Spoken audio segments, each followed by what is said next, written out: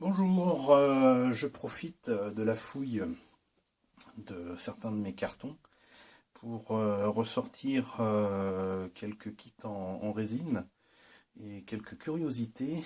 Et parmi ces curiosités, il y a des figurines en résine de Magical Doremi. Alors, ne m'en veuillez pas.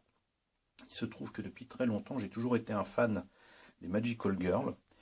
Magical Girl, c'est quoi? C'est Gigi, c'est Creamy, c'est Amy Magic, c'est beaucoup de petits personnages comme ça qui, notamment, en grande majorité, sont apparus sur la 5 au milieu des années 80. Et avant cela, c'était, si je me rappelle bien, sur TF1 pour Gigi. Et c'est souvent des jeunes filles qui obtiennent des pouvoirs magiques, qui vivent plein d'aventures pour une période relativement limitée.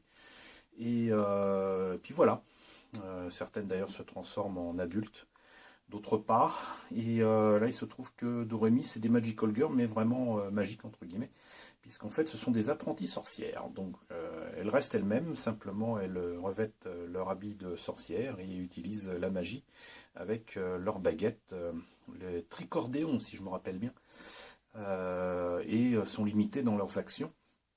Mais bon, on n'est pas là pour parler de tout ce qu'elles font. Reste que la série est une excellente série déjà de 1999.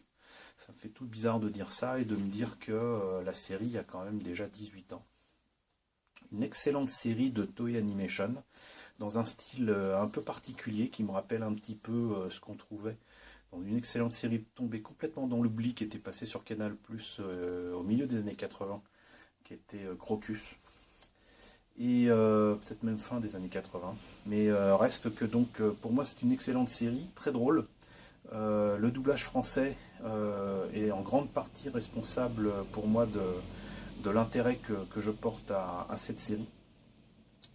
Et j'avoue que je regrette que Doremi ne soit jamais sorti au-delà de plus de, je crois, 2 DVD qui étaient sortis chez Toei à l'époque, qui avaient sorti aussi notamment la suite de Ken le Survivant, des trucs comme ça.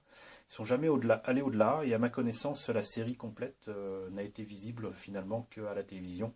Si je me rappelle bien, là encore, je sais plus si c'était Canal J ou Gulli, en tout cas c'était une chaîne du câble. Et ensuite, heureusement, c'est passé sur la 5e, dans Midi les Zouzous. Et je faisais partie des personnes qui ne rataient jamais un épisode parce que j'avais pu voir le début de la première saison en service de presse, mais ensuite à la télévision c'était impossible pour moi de voir quoi que ce soit. Donc c'était cool de voir tout ça et de voir cette série sur la 5e. Et bah, j'avoue que du coup je me suis laissé tenter par l'achat sur HLJ il y a bien des années du coup. De ce Garage Kit, je crois d'ailleurs que je l'avais pris tout simplement parce qu'il était en promo et j'aurais jamais pensé à en prendre sans cela. Mais donc on a, là si je ne me trompe pas, Doremi et Loulou dans leurs habits de sorcière. Je crois que c'est la dernière saison, peut-être la deuxième. Il y a 2 ou 3 saisons. J'aurais dû me renseigner quand même avant de faire cette vidéo, ça fait complètement naze, mais désolé. Vous me direz dans les commentaires si je me trompe, mais donc en tout cas il me semble que c'est parmi leurs dernières tenues. C'est pas les tenues de début de première saison. Et donc elles sont tellement petites qu'elles sont par 2. Voilà. Pas d'échelle, écrit non-scale. Elles sont pas bien petites, pas bien grandes, pardon, mais elles sont presque aussi petites que les Gashapon que j'avais eu aussi par Bandai. Donc réalisation assez particulière de B-Club. Et je vous propose de voir ce que ça donne à l'intérieur immédiatement. Avant de continuer, j'en ai oublié du coup de dire combien c'était. Eh ben, apparemment, c'était quand même pas donné puisque c'était à 4800 yens, ce qui nous fait quand même dans les 45 euros. Autant vous dire que non, je n'aurais pas mis dans des trucs aussi petits 20 euros là-dedans, mais à mon avis, j'ai plutôt acheté ça justement dans les 50 ou 70% moins cher, Mais bon, donc voilà, une bien jolie boîte de B-Club, hein, typique des garage kits, boîte de base, autocollant, là ici imprimé en couleur. La notice, c'est presque une photocopie recto seulement, avec toutes les indications d'usage et la liste des pièces, avec les numéros qui vont bien pour indiquer où va quoi. Voilà, donc ça m'a l'air d'être assez simple. Par contre, je ne vais pas ouvrir le sachet parce que j'ai peur de tout casser, mais on peut quand même admettre que, tiens là toi, quand même pas vilain. Donc.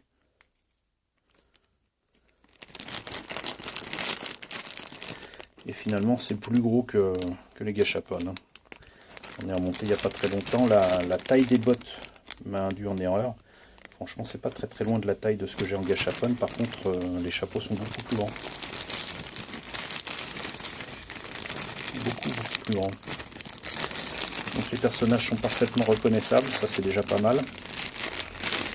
Et donc, comme vous voyez, il y a tout ce qu'il faut. Alors par contre, ce qu'on remarquera, c'est que, contrairement à ce qui se passe d'habitude, pas de planche ou décalco pour faciliter le travail des yeux, donc faut tout faire soi-même. Moi ça me fait plus trop peur, je me suis déjà essayé à ça, il faudra que je vous trouve les... comment on appelle ça, les Mecha Musume que j'ai autour de différents mechas, notamment de Gundam. Moi j'ai surtout une Lady Valkyrie de Macross qu'il faudrait que je vous montre. Il y a très longtemps aussi, j'avais trouvé assez sympa le concept de Lady Gundam. Il y a plus de 30 ans, ça m'avait étonné, mais je trouvais ça sympa. Mais les kits plastiques qui avaient sorti Bandai étaient vraiment tout pourris. Et du coup, il y a des garage kits qui sont sortis, inspirés d'illustrations d'un auteur dont il faudra que je vous montre l'artbook. Vraiment très sympa comme illustration. Et j'ai quelques garage kits qui sont inspirés de ces images, de ces illustrations. Donc parmi ces trucs là, il doit y avoir du V-Gundam, le GP01 FB aussi, entre autres. Donc il faudrait que je vous ressorte tout ça, que je vous montre comment je m'y suis pris pour notamment peindre les yeux. Et vous verrez que c'est pas si compliqué. Voilà. Il faut juste effectivement éviter de faire des yeux qui soient pas, comment dirais-je, symétriques. Il y a des méthodes pour ça, donc c'est très simple pour moi en dessin. Donc du coup, pour les figurines comme ça ne me fait pas peur le moins du monde. Pour d'autres, par contre, c'est un peu plus compliqué parce que forcément, ça implique de faire des choses dans les mêmes proportions d'un côté et de l'autre. Il n'est pas question de faire des iris plus petits par rapport à un autre œil. Donc il y a des petites choses à voir à ce niveau-là. Voilà, donc j'en profite pour dédier cette vidéo à Mars Otaku, une jeune fille que j'ai rencontrée plusieurs fois en convention et qui est une fan absolue de Magical Doremi. Donc voilà, cette vidéo est pour toi. J'espère en tout cas que cette vidéo vous aura intéressé tous autour de ces petites figurines. Quand j'aurai fini de nettoyer les figurines de gâchapon que j'ai retrouvées également, je vous ferai peut-être une présentation des différentes collections qui existaient il y a plus d'une quinzaine d'années de ça autour de Doremi, qui était sorti d'ailleurs en France. Donc à l'occasion, je vous montrerai ça. N'hésitez pas à me dire ce que vous en pensez dans la section commentaires.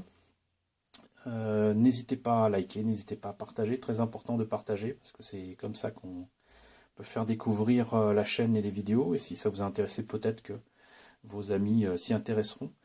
N'hésitez pas à vous abonner si ce n'est pas déjà le cas, je vous retrouve très bientôt pour la présentation de nouvelles figurines.